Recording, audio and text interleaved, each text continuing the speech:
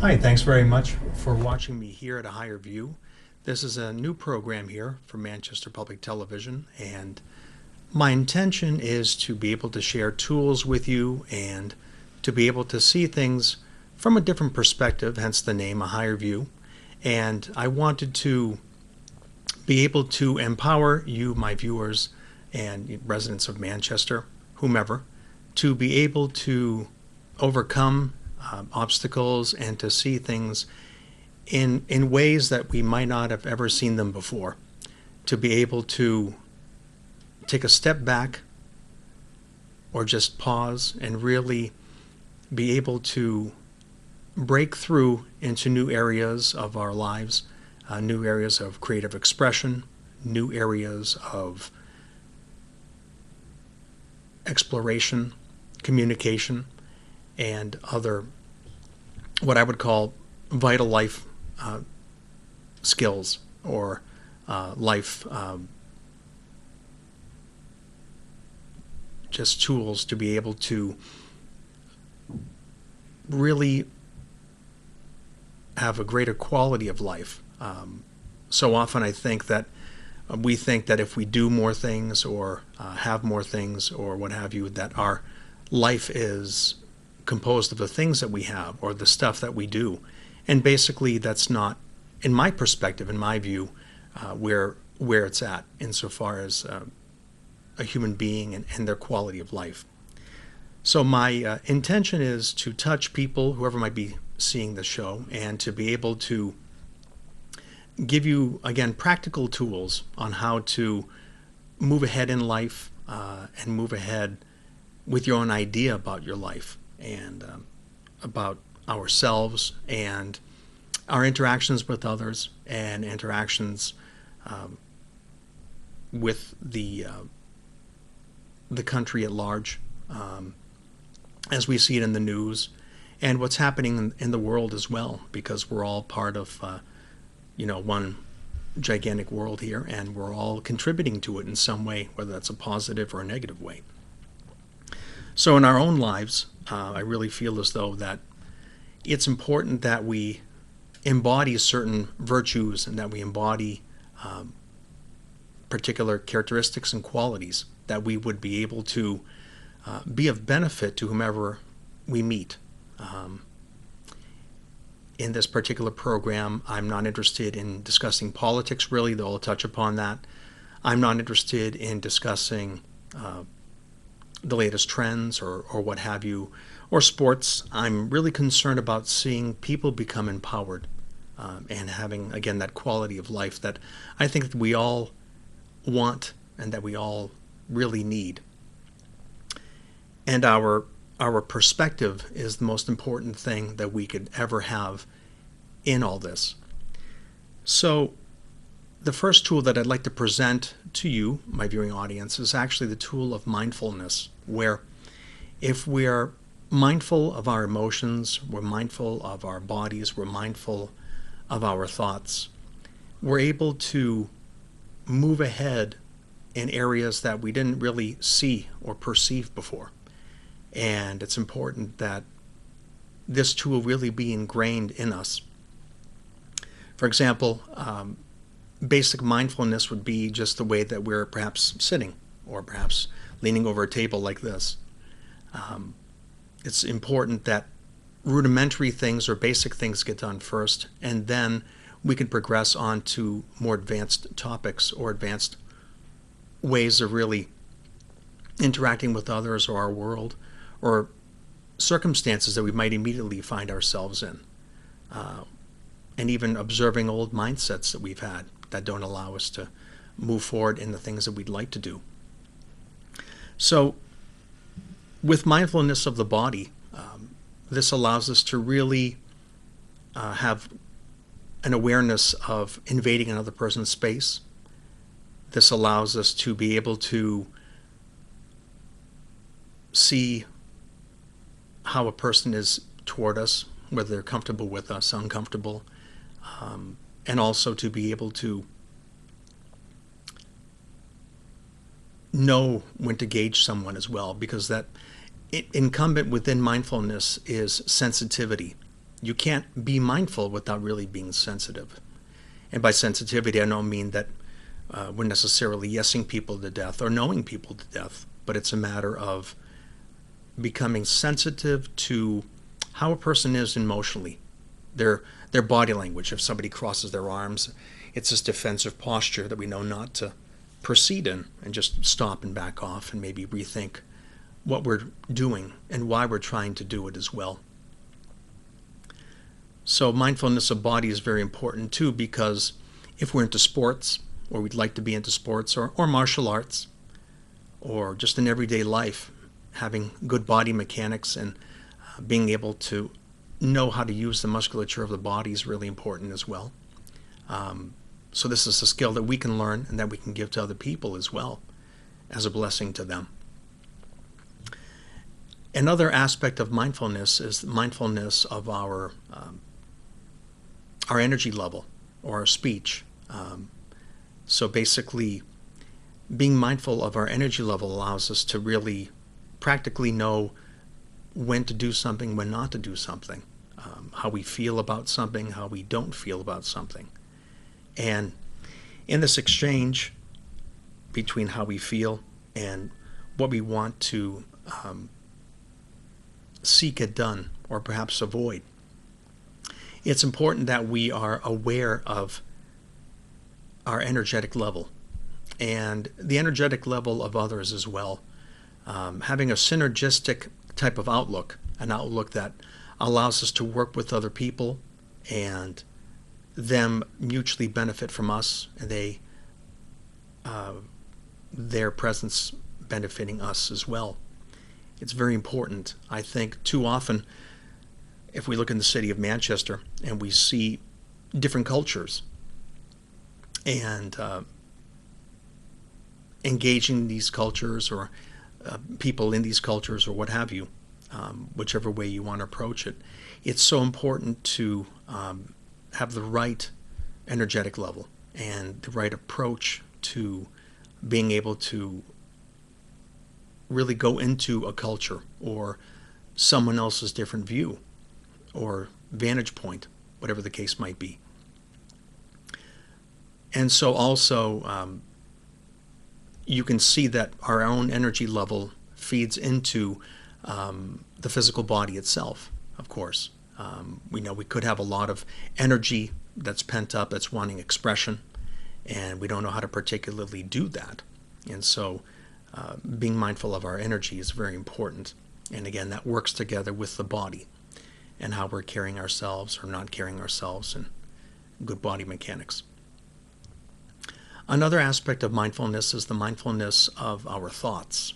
And I think this is really very important, because typically when we get up in the morning until we go to sleep, we're not really aware of what we're thinking or what our attitude might be. Or if a circumstance finds us abruptly, we don't know how to act. But typically and commonly we react. And in that reaction, what happens is that we lose quality out of our lives. So with the thought life, or with the way that we think, we've developed patterns. And these patterns can either make us or break us. These thoughts can be ambassadors to people, different cultures, different ways of thinking, different ways of viewing things. And it's very important that we be mindful of our thoughts, that we be really aware, because mindfulness is aware. Mindfulness is understanding that we have to be aware of what's happening for any positive changes to occur. Because if not, then we get stuck in this cyclical pattern, and basically there's no overcoming things, no real breakthrough, no real new quality of life. Things tend to become stagnant, don't they, when we don't have enough space to be able to see how we're thinking or how another person is thinking. And so often in the city of Manchester, I see people rushing about, as if everyone is in a gigantic hurry. And I know that they're not, you know. And at times, in watching my own thoughts, I could come to the conclusion that this person is just doing this or they're just doing that without having the entire background story. So being mindful of what we're thinking about is very important because it ties into understanding our energetic level, which ties into understanding our body. And when we're integrated, when we've integrated all three aspects of mindfulness of the body and of our speech and our energetic level and our thoughts, you know, and our mindset, then we're able to become truly present and truly there for people that we love. And if we're in a circumstance where things aren't so positive, things aren't so uplifting, we can make a positive change by actually knowing what's going on, by being present, by having that awareness of being present. And I feel as though that in the city of Manchester and everywhere, it's really important that we have that. We do have a heroin epidemic, and the problem is that I don't even know if the addicts themselves are aware of why they're doing what they're doing, or how they came to that point, or what exactly inside their own person is missing that they would seek after such a powerful drug, and why they want to lose themselves in that, or lose themselves in any drug, really. So when we start looking at mindfulness, we also start looking at the way that we perceive things. In other words, we can find ourselves in a circumstance, and based on our perception, whether this is good or bad, whether this is useful or not useful, whether this is a good idea or not a good idea, what we can do is, based on that perception, we can then be able to actually situate ourselves and try to facilitate the situation of others in whatever circumstance might be happening. If someone is going through a crisis, it's so easy that we can view it as a negative thing, but in that negativity, out of that negativity, something can be taken, something that can be used in a positive way and can be used to teach others as well. Part of the reason why I'm here is because of the not so happy things that I've gone through, and my desire to see that the people that are watching me, you the viewers, are able to benefit from what I've gone through in part. But also it's to take you on a journey together to be able to discover things and to grow as people, basically. So our perception is very, very important.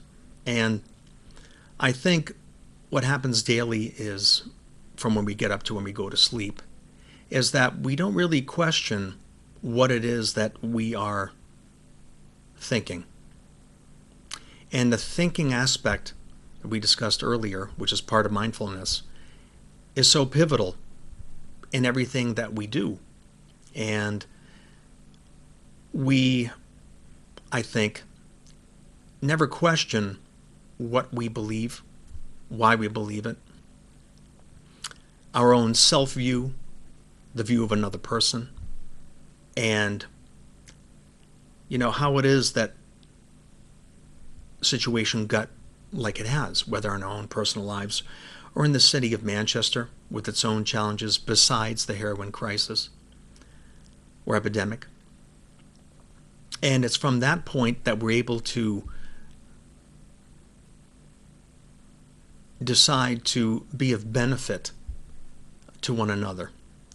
The city of Manchester is, I like saying, not a city just because it's on a map. It's a city because of you and I that make the city up.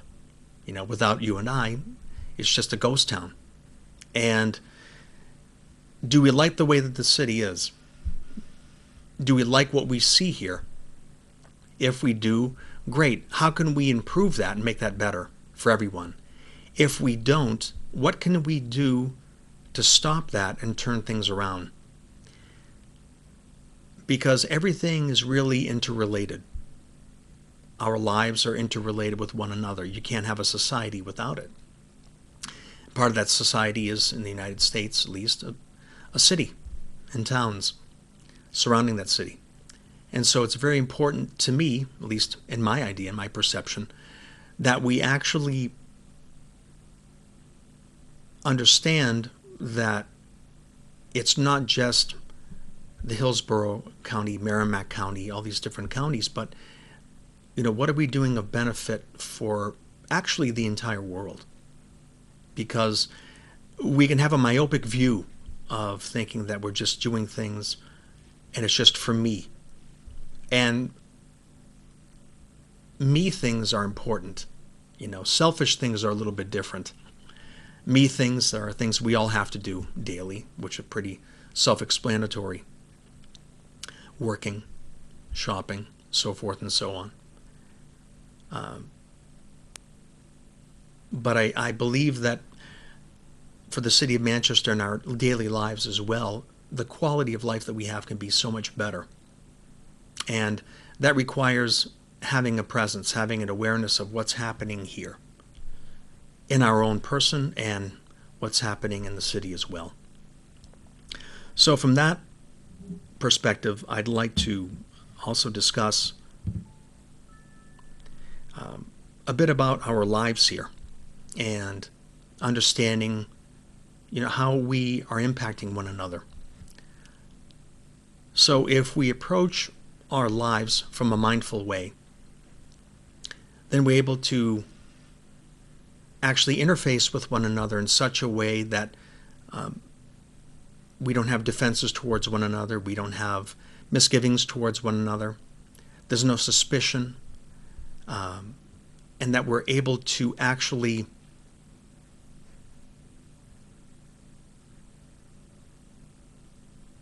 allow one another to be without being judgmental as people, without having an ulterior motive to people as well.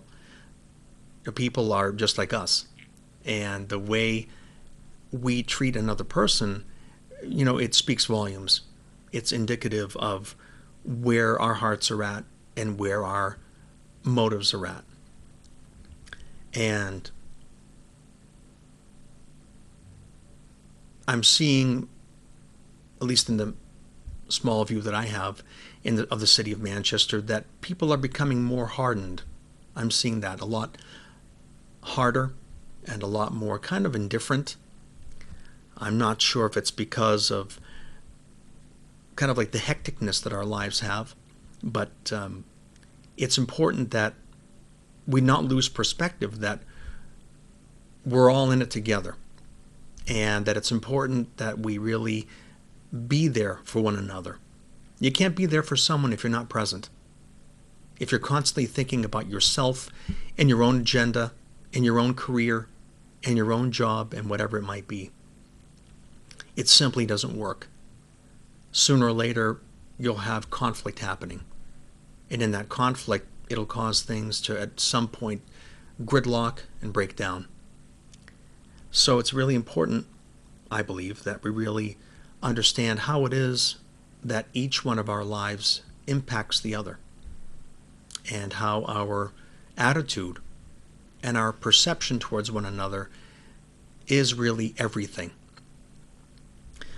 Also, I think that each of us have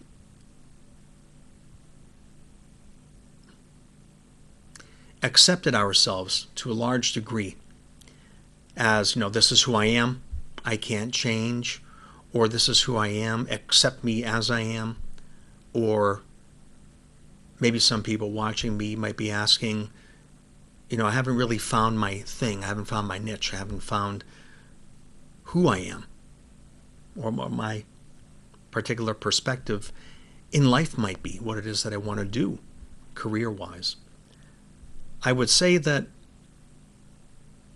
being authentic and being present in mindfulness allows you to peel back what you think you might be versus what you are.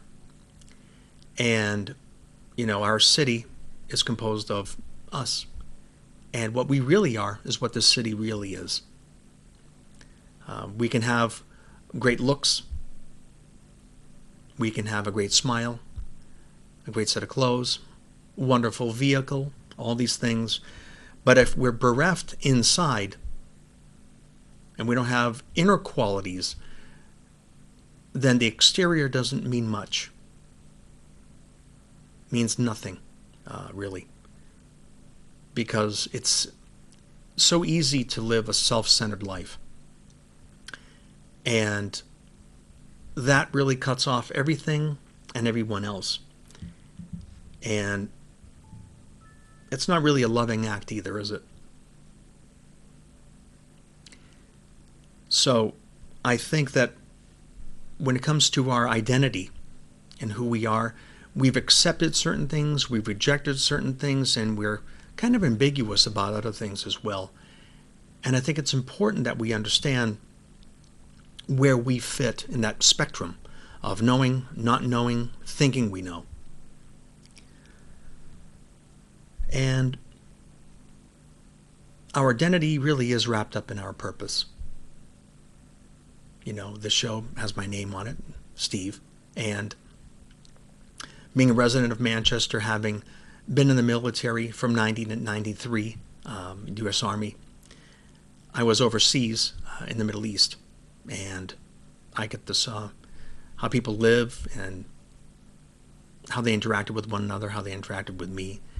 And it was an eye-opener that what freedoms we enjoy here, freedom of speech, the press, so forth and so on, really isn't there. And if it is, it's really segmented and it's really controlled. So it's important that we have this freedom to really know who we are as people, and then we have a purpose in life, a true purpose in life, not one that was given to us by someone, whether it was our mother, our father, the one that we have of ourselves. I think so often our purpose is tied in with our image. I hear that a lot, people saying, well, that's going to ruin my image, and that's going to spoil my image. And what will people think of me? And granted, it's good that people think of us in a positive light. But if we're controlled by the thoughts of others, by the intentions of others, we're not really living. We've become slaves in a very subtle sense, which is the worst sense of slavery that we can be in. Someone can be, a slave to a debtor, insofar as credit card debt is concerned, or you can be in an abusive relationship with someone. And that's really evident and obvious. It's the subtle things that we don't pick up. It's the subtle things that require sensitivity, which require that mindful presence for us to be able to pick up on and to stop and to change towards really a positive goal. And so in the weeks and months ahead, I'd like to continue sharing along these lines. I'd like to dedicate each show to a particular aspect or tool for us, and to really just have an ongoing sharing together. I'd like this to be an open forum, and I'd like us to be able to look at it in ourselves and not just say, well, that was a wonderful 30-minute session with someone on TV, or a 30-minute show with someone on TV. But I really want to bring this home to each one of us, because it's not just me that's sharing this to you, but it's me sharing it to me and for me as well. So I feel as though that there's a lot for us to learn, and there's a lot for us to grow in. And I'd like to, in the future, also invite people here as well to just have a vibrant dialogue back and forth, to be able to really, in that dialogue, see things we haven't seen before. And I think that if we don't have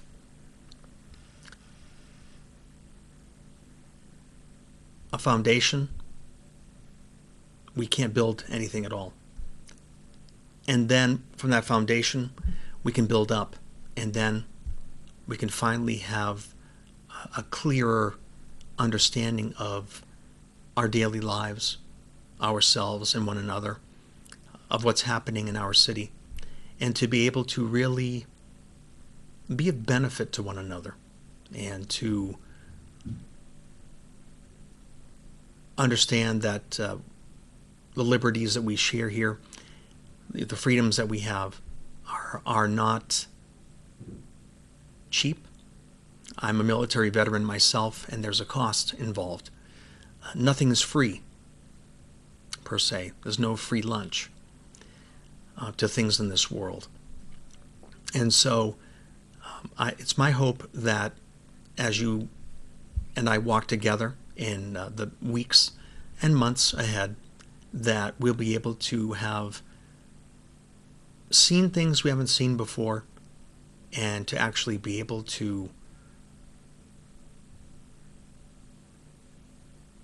be willing to challenge ourselves in a way that we haven't challenged ourselves before. So I really hope that this show has been a benefit to you, and I really ask you that you would please be patient with me as I share these things, and I thank you very much for today. Remember that your day is composed of what you do and how aware you are in that day. And every day is a good day to cherish the people in your life and cherish your coworkers. Be thankful of what you have in our city and the benefits that you have here. Trust me, living overseas and having been in the military, you've been given a lot that you don't necessarily perceive. And it's quite important that you appreciate that and